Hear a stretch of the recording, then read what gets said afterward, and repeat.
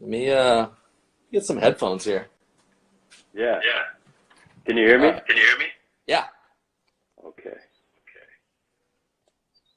Yeah, get that thing off speaker, man. All right. You've got such a deep, booming voice. How am I going to make this work on my end here? We'll figure it out. It's the technology. I hate hearing myself talk. Ah! I'm sure you'll get over it eventually. I don't know. I don't know if the solution to that is talking less or talking more. We'll think about that. We'll see. Right? Okay. Let me, we're almost there. You're looking I'm good. pretty Did you tempted. shave? I did. I got rid of the beard. How crazy is that? Let's see here. I have a tripod somewhere. Love to get this thing on a tripod. Where is that tripod? I should do that. I'm just holding in my hand, switching every 5 minutes. Really? That seems really cumbersome. You know, it's a reason to train, you know? That's a fair point. I'm not going to outsource my movement to a tripod.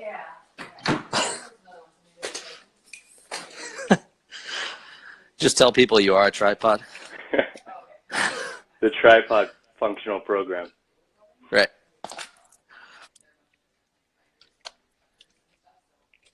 All right. Let's see. Where do I want to go? Well, like, That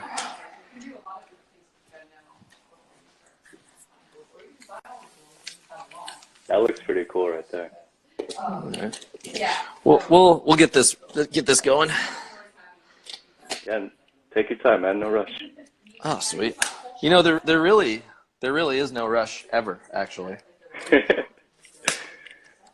You know, the reason I love talking to you is every single time I come away looking at the world differently. Oh, perfect. That's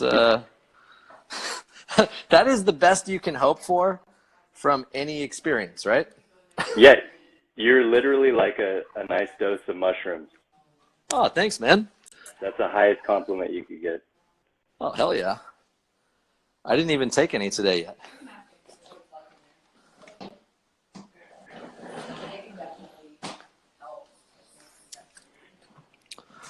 That's not quite right.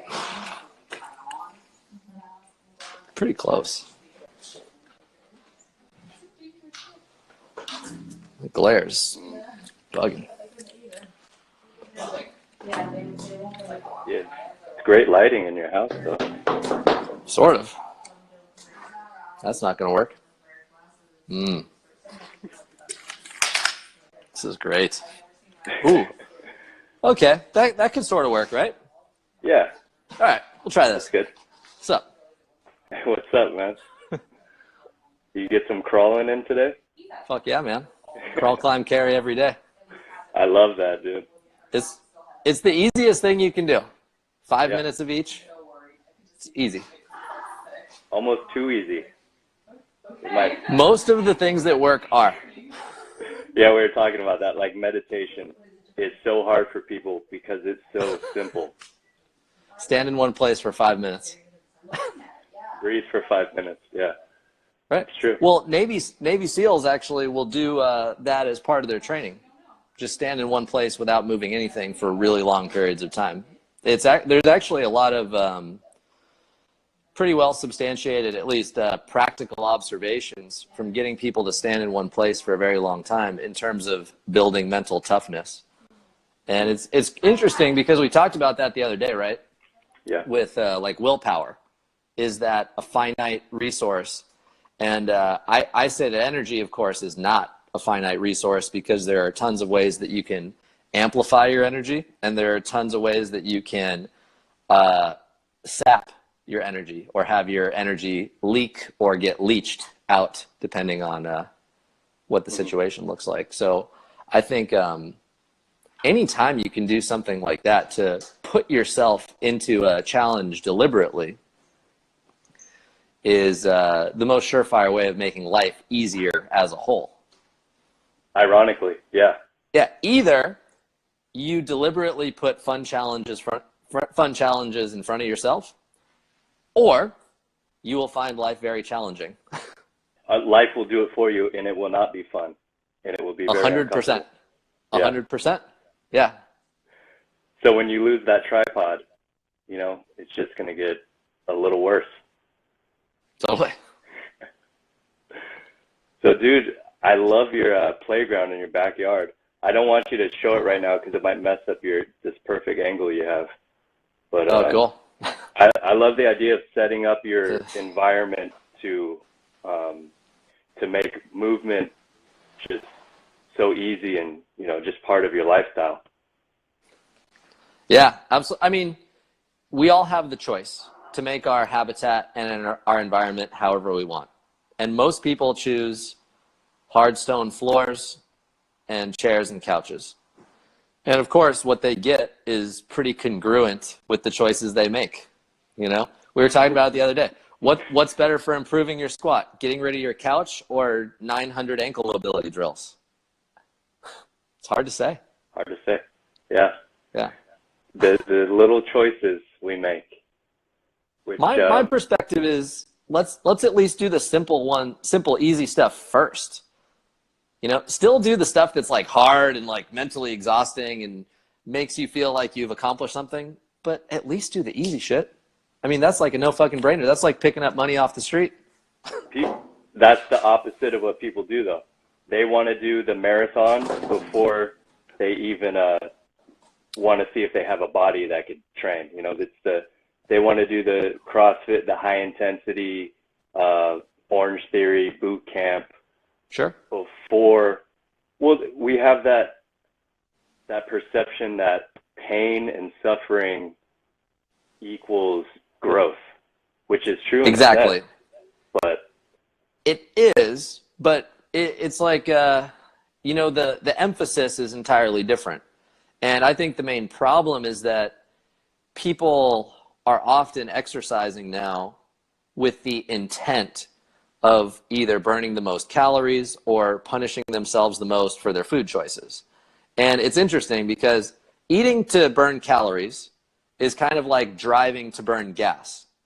You waste a lot of energy and fuel, but you don't fucking get anywhere. You don't actually achieve anything out of that. I mean, seriously, you can take a beach towel, shake it out for 1 minute as fast as you possibly can, and I guarantee even the strongest person is going to be extremely tired. So the idea that fatigue alone is any kind of a metric for evaluating forward progress, physically, mentally, psychologically, whatever, is total horseshit, obviously. And it's way more important where the car goes than how much gas you can burn.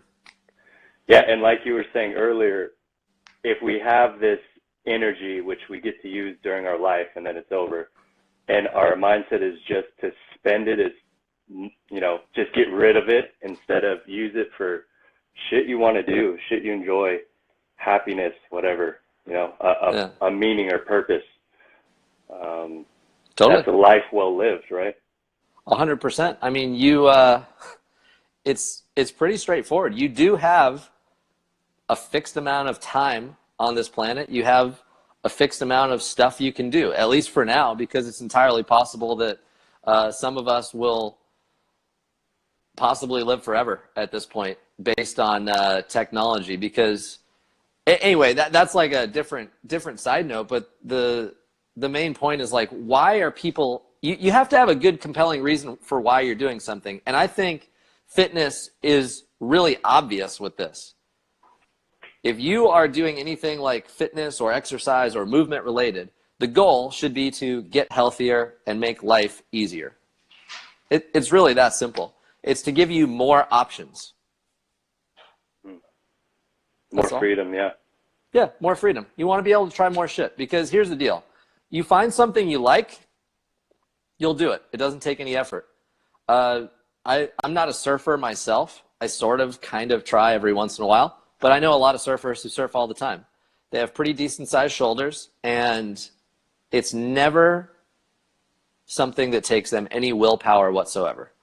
Now, granted, if all you do is surf, you might develop some like rib stuff or like low back issues, but the key is you just lay a base of athleticism and movement that allows you the freedom to try anything. And actually, if you have not only physical freedom, but you have like physical excellence, then everything becomes like a lot more fun too. So more doors open. Yeah. Right, exactly. So of course there's nothing wrong. In fact, it's actually really fun to suck at things, but it's also really fun to have a body that allows you to move uninhibited rather than something that feels like it's restricting you all the time. I did a little quiz on my Instagram yesterday. I saw that. And I asked people, how many people are adjusting the way they move or modifying the way they move due to some sort of physical pain? And it was 50%. Okay. I bet it's more than that if people really thought about it. A lot more. You might be right. So 50%, check this out though. Out of those 50, 20%, 25% actually, believed that that pain would be with them forever. Now, how sad is that? And that is pretty congruent with the statistics on chronic pain. A lot of people are under the impression that that's just the new normal for them now. Mm-hmm. And the irony, because, you know, at my gym, Ambition Athletics, we get people coming in there all the time to get healthier and move better and stuff like that with various forms of chronic pain. And you'd be amazed at the amount of people who just kind of like take it for face value. And it's just like, and there's a lot of neuroscience involved with pain, and there are a lot of different causes, obviously. But what is most amazing to me is how many people I ask the simple question: have you tried for 30 days in a row to rub the area and move it for 5 minutes? Nothing more simple than that. I don't even tell them how to move it. But my point is this: unfortunately, many people are looking for that quick fix, and that's just not what it is. It's the complete wrong mentality. So we have this idea of instant gratification because things do move very quickly. But when it comes to exercise, if you think for 2 fucking seconds, you realize, oh, well, if I'm going to continue to be alive for a while longer still, I'm probably going to want to be in great health as long as I'm alive, right? And it's just like flossing or brushing your teeth or taking a shower. It doesn't work if you do it for 8 weeks and then quit. You know, no one's brushing their teeth for 8 weeks and then stopping for 16, right? We're fucking animals, and you can choose to make your environment conducive to healthy movement, or you can choose to spend all of your time in you can choose to spend all your time in a place with flat floors and no places to hang from and only chairs. And of course, what do you think is going to happen? Your body turns into a chair. It's really simple. Yeah. You're molded, you're casted to the chair. Definitely. Oh, absolutely. Yeah, I see. I think it's huge. As part of the pain and what you can do and sticking to you, I think it's a lot of psychological stuff, because when we're kids, oh yeah, you have ultimate freedom and potential. Like, you're not scared. You just try shit and you just explore, right? Right. And then there's that one time you get yelled at, like, don't do that, you're gonna hurt yourself. And then you fall and you break your arm, and you have that in your mind, like, I broke my arm doing that. Oh my God. And then you throw your back out deadlifting, and it's like, oh, I can't do that. And I feel like the world of movement gets smaller and smaller. Your circle contracts. And you see this in older people too, because the circle happens in a couple different ways. We were talking about this the other day at my place in the backyard there, about how you have these different levels of the circle, these different layers. So the outermost circle is what you can reach for the most, like the furthest away. And whatever you have in your tight circle is wherever you can generate the most force, right? And when people age, their vision, their visual field constricts. Their ability to get big and wide and reach a greater distance also constricts. And the reason it's because their total capacity is just shrinking. Mm-hmm. And you said it really well there too, that there's this perpetuation of fear and the idea that human beings are made of glass. And of course, nothing could be further from the truth. This particular design that we have has been stress tested for many, many, many, many generations. Like this human body version we have now is highly adapted to survival. It's really dialed. All of the weak ones died thousands and thousands of years ago for the most part. Hundreds of thousands, yeah. Yeah, exactly. And what's really interesting now is prosperity has made us into little bitches, more or less. And so now you have things like diabetes instead of famine. So it's all part of that same mentality, and it's the energy balance is completely fucked. So you have, in my opinion, actually, okay, so check this out. Here's something interesting, guys. So I read a lot of weird stuff on the right. Oh, it's backwards. Shit.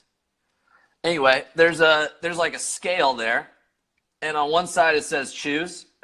In the middle it says choose. On one side it says consume. On the other side it says create. And basically, when you take in energy, that is consumption. When you generate positive energy, that is creation. And we are in a society right now that is consumption dominant. And that is reflected in how we move, how we treat each other, how we behave. Yeah, definitely. Yeah, that's a good point, man. I'm thinking when you're talking about the outer reaches of the circle, I think part of that problem is the whole idea of efficiency and workload. Like you generate the most power in here, so people, you know, they're going for the numbers. Out here, you're relatively weak, you know, leverage-wise. You don't have much power. So we always want to go for the most efficient, and we're getting stronger and we're training, we're doing the work, but it's in a smaller and smaller, narrower capacity. And we're not getting those little vitamins out there. We're going for the steak dinner right in the middle. And that idea, maybe it's a Western culture idea of just going for the quantity and the numbers, is another thing that gets us stuck in that smaller circle, which is people can do a lot of shit in that small circle, impressive stuff, but it's not a holistic, big picture look at it. Well, you know, yeah, it's interesting how that works. The fact of the matter is that we just consume far too much, and the mentality is such tunnel vision on the result. But the truth is, the result is not where happiness comes from. You know what I mean? Like this is very clear to me. Like I know all kinds of people, varying levels of success, myself included. You're on a trajectory and you have this point in your mind and you're like, oh man, as soon as I hit that point, I will be so happy. And then I'll have that ski boat, and then I'll put all these like sexy chicks in there, and I'll have this ski boat with sexy chicks, and I'll be so happy. And then you get to that point, and then you get it, and you're like really happy. And then you go to the lake, you got all these sexy chicks in the boat, and then a week later, what happens? But some dude comes flying by on a bigger, better boat. And he doesn't just have a couple of sexy chicks, he has 10 of them. There are 10 sexy chicks on a giant boat. So now, when I was like, oh, I would have been happy with just that. And it's just this unfortunate consumption-fueled leapfrog. And the fact of the matter is that the people selling you shit, myself included, are really smart at persuading you to buy stuff that you don't need. Now, in my case, I only persuade people to buy stuff that they will absolutely need, that will have a benefit to their life that is at least 50 times the cost of the course. I mean, like for example, like Simple Shoulder Solutions, $47. Took me 10 years to figure out all that information. And if you just simply do that shit, you'll have healthier, strong shoulders. It'll cost you $50. It's like, what is that, like 10 Starbucks or something like that? And how much does the shoulder surgery cost? Well, and not even shoulder surgery. How about the cost of the mental anguish that you have every day because you can't express yourself honestly? So honest physical expression is just as important as honest verbal expression or honest artistic expression. How authentically can you put yourself out there if you're busted up and you can't move? It's really limiting and damaging, and it's one of those things. If you, like I said, 10% of all of the people who follow me have some form of pain. So I put information about how to like fix problems like that all the time, but 10% of them not only have a pain, they have the pain that they believe will last forever. And it's a mindset too that's a huge problem. And from a very young age, we're taught to compete instead of collaborate, and we're taught to adopt a victim mentality because everyone's doing something to you. It's all part of that same problem. And fitness, if you keep it really simple, can actually create a very positive feedback loop the other way. I got a question for you, Max. Answer. If in the future you can live forever with this technology, if you could live forever with the technology available in the future, are you choosing it? I'm pretty curious. So yeah, and I know that I can always off myself anytime. Why not? It's funny. It's funny because I think there is some like poetic beauty to life being finite, and I'm operating as if it is right now. But I'm also a realist, and what I'm seeing scientifically is pretty ridiculous. So, because of my curiosity, I mean, there's just so much I want to learn. And that's what keeps things exciting. And that's a great point, too, because that is exactly why you should not focus on the destination. You should focus on the journey. And are you familiar with the story of Sisyphus by any chance? Yeah, the Greek. Why don't you go ahead and tell it? Yeah, anyway, so he got punished to roll a big giant stone up a hill every day, never get to the top, and have it roll back down every day for eternity. And the point of this punishment, being so evil, of course, was that he would have all the effort of a task, but never have the satisfaction of completing that task. And when I learned about this story first, I thought exactly the same thing. But now I see it completely differently. The truth is, we're all pushing rocks. There is no top of the mountain, actually, because you can always push it a little bit further. So you just have to pick a rock that you really like and focus on seeing how good you can get at picking the rock. So I've changed the story in my mind to be something totally different, which is now a way to remind me of a very helpful lesson, which is that the punishment is all about Sisyphus's attitude, right? If he approaches that rock with the idea that I'm going to make sure that every time I put my hand on that rock and roll the boulder upward, I'm going to try to put it in the same spot, and I'm going to try to see exactly how connected I can get. I'm going to see exactly how little effort I can use to get this rock up, and I'm going to enjoy the fact that rolling this rock is going to make me not only mentally sharper, but physically stronger. So I actually see that as a huge positive understanding that we're all just pushing rocks. Pick one you like, get really good at it, and be happy that you have a rock in the first place. Yeah, I wish I would have heard you say that when I was like a teenager or in my early 20s. Dude, I wish I knew. Because I agree, like, in another sense, life, everyone wants happiness and thinks it's all about being happy. I think life is suffering no matter what, you know? That's And perspective, for sure. that's what I think. And I think the most we could do is try to put meaning behind it. Because if there's none, I think we're talking about this, it's just, I mean, I was in like an existential crisis about life. And I think you'll get stuck in that if you don't, and the meaning is whatever you want to give it, whatever story you want to tell yourself. Totally. But I think we need that because it's inevitable. You're not gonna find that. You're not gonna find the top of the hill. The happily ever after, like you said. Yeah, we were talking about that the other day, right? The happily ever after. You know, that it's not, happily ever after is not a good mentality. We always, every single human being always does what they believe will make them happiest. They always do what they believe.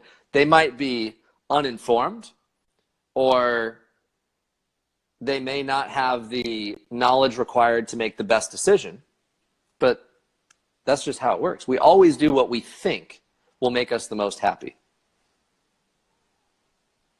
Yeah, I can see that. Even if it's something like taking a cold shower, you're doing it because you think it has benefit in the long run, or exactly will have a good return on investment. Yeah. Okay, I'll give you a great example. So monks who take a vow of poverty and go live in the monastery, why do they do that? They want enlightenment. They want to be happy. Enlightenment is what they believe will make them happy. You see what I mean? Yeah. So choice is an absolute mindfuck, right? Because if you are pursuing happiness, which we all are, then every single choice you make is congruent with what you think will make you the most happy. Like that monk is happy to take a vow of poverty because he believes that he's going to get something far more valuable in terms of enlightenment or knowledge or peace of mind, whatever, right? Mm-hmm. Yeah, so it's the story you tell yourself that determines how you perceive it. Because it's just like working out. If you're inducing pain, in a sense, sometimes. And if that were pain is a tricky word there. Yeah, it depends on the context you're experiencing it. Yeah, absolutely. Yeah, you could compare that to everything else in life, definitely. Yeah, and then tying it all back to training is you just got to stress test yourself, because we have this like unique capability to rebuild along lines of stress. It's really simple. It's almost like humans are moving bridges that get stronger the more cars that drive over them. You know what I mean?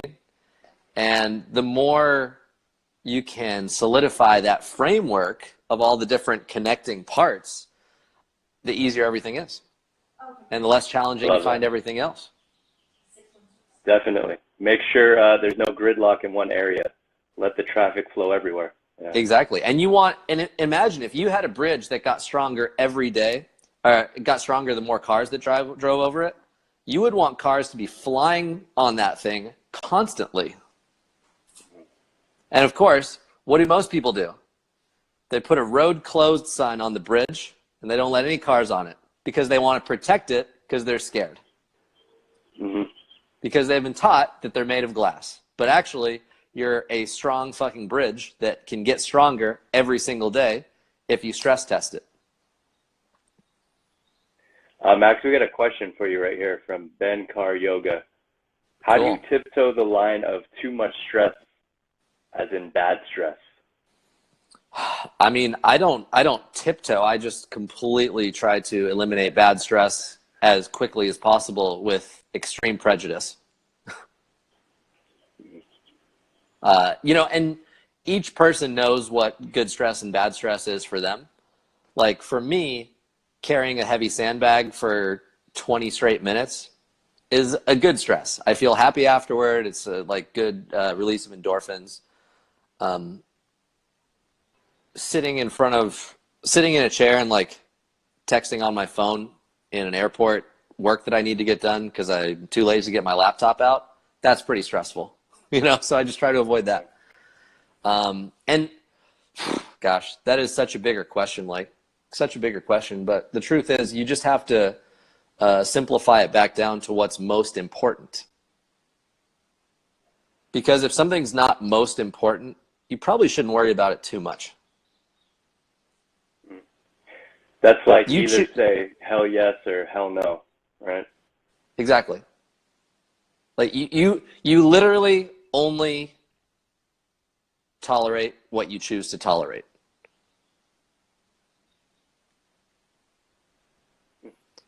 Okay, let's follow up. Can there be too much good stress? It's still stress. Yeah, sure. I mean, you have to figure out that number for yourself specifically, but what I've noticed for sure is that when I am,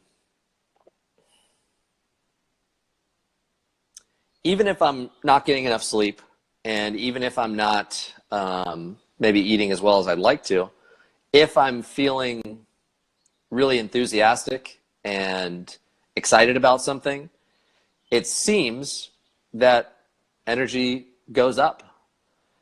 So I think there are a lot of factors that go into stress. It's definitely a good idea to not push too hard on things where there's a high risk. But I think that finding the balance of stress is not like a seesaw, unfortunately. Finding the balance of stress is a lot more like plate spinning. It has to be dynamic. You can't just find that balance point and keep it balanced. You have to adjust over time and keep that dynamic. When you said life is suffering earlier, what I wanted to say is life is not suffering. It's not abundance. It's not any of this. It's just dynamic. That's all it is. Life is essentially just exponential growth along all species and whatever. Life just grows exponentially, and it tries to identify the best strategy. I mean, we're currently one of the best strategies, but ants are far superior. Ants make up a quarter of the land biomass of animals. So if you take all of the living stuff that like walks around, so not like trees and shit, 25% of the total weight is ants. Yeah, it's nuts. They blow us out of the water. Way more effective. But look, they also cooperate and collaborate a hell of a lot better. In their colonies, yeah. Yeah, exactly. Well, exactly. They communicate very clearly, and they are always on the same page. You know, and everything is for the good of the colony. But everyone does their job, and they use. I mean, there are economics terms that they use. They use comparative advantage. Queen lays the eggs. The worker goes and gets stuff. Soldier fights. It's the same thing that we've sort of done. We've just kind of lost our way. I think if you were an ant, Max, you would leave the colony and do your own thing, though. Dude, it's hard to say. I don't know enough about like the size of an ant brain or whether or not I could pull free with my immortal soul. You might be an ant in your next life. You never know. It's entirely possible. But you're never going to die, so who knows? I might. You don't. You know? Okay, let me rephrase that previous question. Here's the thing. People are way too caught up with trying to know everything. Here's my point. I know a lot about exercise and fitness.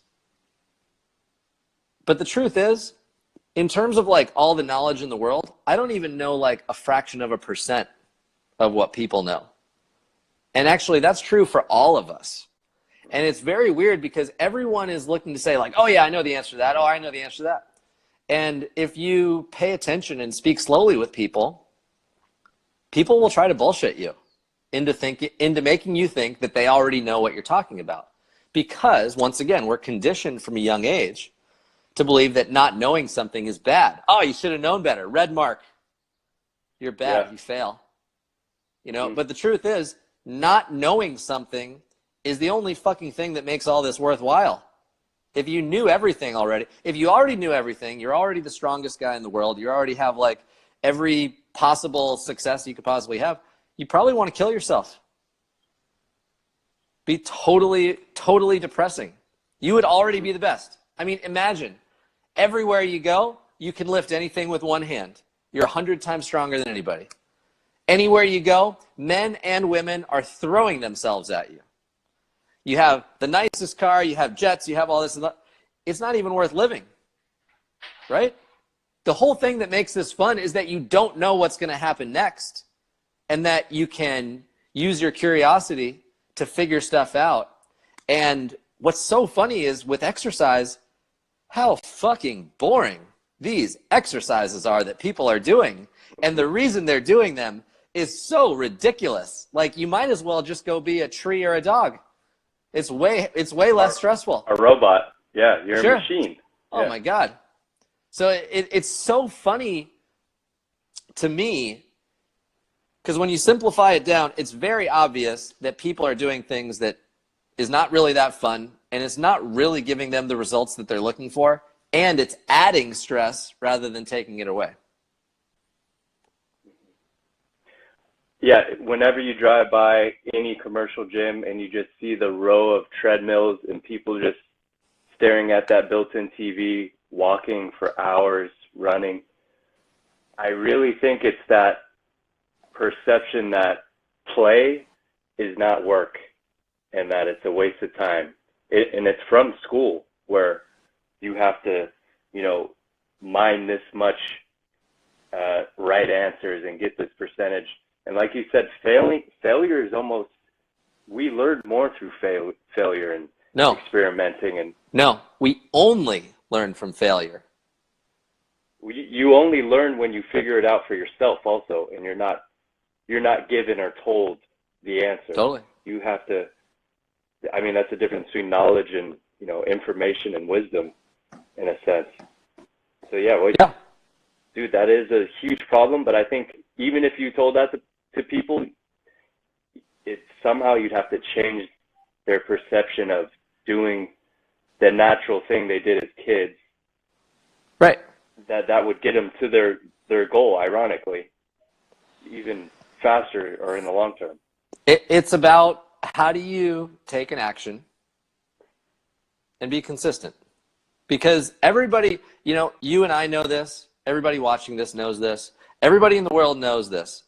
When you lift weights, you get stronger. If you do it for a long time, you get really strong. If you do it for a short time, you don't get that strong. If you run 10 miles every day, you're probably going to improve your ability to run. If you don't run at all, you'll probably suck at running. And the truth is that on average, we all get exactly what is congruent with our behaviors over the long term. And it's not, people get so caught up in like the little mistakes. I was bad with my food this weekend. What the fuck is that? You were bad with food? What, did you try to put it in your ear instead of your mouth? It's really fucking simple concept. Happens. I don't think you can like make a mistake or be bad with food. I think you just match your consumption to your creation. And when you simplify it down like this, every decision you should make is very obvious. And then, ironically, the people who have all this stress and all these problems are always telling me the same thing. Well, Max, it's not that simple. Occam's Razor. Simplest answer is usually the best. Or the answer with the fewest postulates or assumptions is always the best. Until you explained that to me, the actual Occam's Razor, I did not know that, and it makes way more sense. Yeah. Totally. Well, and why? So Occam's Razor is like probably one of the most important thought ideas, if that makes sense, like thought processes. And we don't even learn that shit in school. It's hilarious. We learn, actually, that doing something too simply is bad. Well, we get really good at sitting. Really good at sitting. Those desks are pretty uncomfortable. I mean, I could probably talk all day about all the different ways that school actually fucks you up rather than helps you at all. But I will say, as a caveat to that, there are a lot of school teachers who I really care about and I think are wonderful people. But I think the institution of school is done in such a destructive way that stifles things like curiosity. And really, like, curiosity is super important because that's why people usually go do things. You know what I mean? Yeah. You're curious and you want to learn something. So school actually kills your desire to learn and kills your curiosity and then forces you to learn shit you don't give a fuck about, right? So it's really weird that they basically just do a little flip-flop on what would actually help people learn more. It's very twisted. And they kill it at the moment where kids are the most curious. There's such potential if you set the system up that will just guide their own curiosity and let them explore and experiment. It would be huge. Hey, Max, this question right here is a good one. I was thinking about a movement dream team. Like, if you could pick a squad of people to be my 20 Ninja Turtles, who would you guys include in the zombie apocalypse Power Ranger squad? Well, my man Max, for sure. Oh, thanks.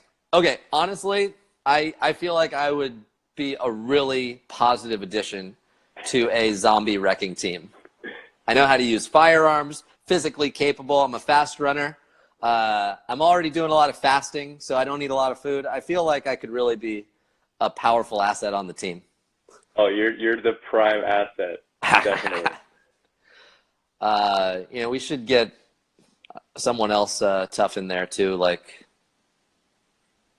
I don't know, hard to say. Maybe Genghis Khan or something like that. That guy's pretty savage. Oh, dead or alive? Okay. I mean, it wasn't specified, but you really, if you're gonna do killing, you want someone who doesn't have a weak stomach, and Genghis Khan was pretty savage. One of the best mass murderers of all time. Yeah. You know, all of us want to be the best, no matter what it is. We all just want to be the best. You know, people like almost glorify or talk positively about Genghis Khan, but if he were alive, let's say 100, 200 years ago, we wouldn't even be able to mention his name, or we'd probably be fired from our job if we even. Oh, if you said that he was anything, if you said that he was anything other than the worst person in history, you'd be crucified publicly. But it's long enough now where we could like say, oh, we want him on our dream team. Totally. Yeah, exactly. Well, dream team, I'm thinking about this from a purely survival standpoint. Like, we're not going to include Hitler on the dream team, you know? I don't think he would be great in the zombie apocalypse. He was kind of a bitch. He's good with crowds. He could give good speeches. Maybe he was good with very charismatic guy. And that's another good lesson, I think, right? Is many people will listen to someone talk and then immediately just think, oh, well, that person's all stupid. But the thing is, people you hate sometimes have the most important lessons for you. And if you close yourself off, you end up missing a lot of important lessons. You know, like Hitler, for example, is a horrible prick, and I would fucking kill him myself if he was here right now. Let's just get that out of the way. But okay, disclaimer. Like you said, great speaker. Talk about moving a huge amount of people into action. Now, that is a talent, regardless of whether you agreed with the reasons or not agree with the reasons. You have to admit that he is a talented guy in terms of being a charismatic orator that inspires action. So while I don't feel any desire to exterminate any people, I do seek to improve my ability to deliver a clear message charismatically that inspires people to action. So for that reason, I've actually read some books that were, there's this book called The Crowd, and it's by a guy named Gustave Le Bon, and it's about basically like crowd behavior, and it was one of the favorite books of both Mussolini and Hitler. You Interesting, learned right? some good stuff. Yeah. I learned a lot about crowd behavior from it, 100%. But it's important to be pragmatic about these things. Like, I think there are a lot of people who spend a little too much time arguing on the internet when the truth is, you know what, even if you hate that person, they might have a good idea. And if you focus so much on how much that person irritates you, A, it's your problem, and B, you're not going to receive the lesson. Yeah, and if you have so much animosity towards someone who's obviously has a lot of power, who you view as negative, just the respect of how they grew that power or that following, there's something you can learn from everyone. What is that Netflix special about the guy who ran Trump's campaign? But yeah, that's amazing how that was orchestrated. It was genius. That was probably like some of the best persuasion I've ever seen in my entire life. He had the clearest message that was simple enough that people understood it, and he did not deviate. It was like, I don't have one opinion or the other on politics, but watching him persuade an entire nation out of fucking nowhere is impressive. Love him, hate him, neutral, doesn't fucking matter. Yeah, and the fact that he never backed down, he just owned everything and like shrugged it off it's tough. Was amazing. Yeah. Yeah. You can't ignore that. No. So even, whatever. Love a guy, hate a girl, love a girl, doesn't matter. Receive the lesson. Because your observation is going to be way more useful than any of the shit that you learn in school. The truth is, there are just a few simple things you need to understand when it comes to decision making, and then keep doing those. Like keep looking for the win-win decision every time. Do the simple things right over and over and over again. It's that simple. Do you want to talk a little bit more about the whole win-win decision? Sure. I think it's great. Yeah. Yeah, basically there are only 4 types of decision you can make. A win-win, which means you're like a happy, nice, contributing member of society who's creating more than they're consuming. Thumbs up to you. Good job. The other option is win-lose, which means you're an asshole, or you've been conditioned into believing that a win-lose is the ideal victory for you. So kind of like the whole competition idea that we're ingrained into believe, that someone else has to lose in order for you to win. Of course, this is not true either. You have a lose-win choice, which is where you are giving to someone instead of sharing with them. And this is actually really, really common for people to do now as well, because what ends up happening is whoever you gave that to, you are going to develop resentment for that person. Full stop. Every time. So you actually should never give. You should only share. The last one, of course, is a lose-lose decision, which means you're either a masochist or a psychopath. I don't get it. But at the end of the day, you try to look for the win-win, everything works out okay.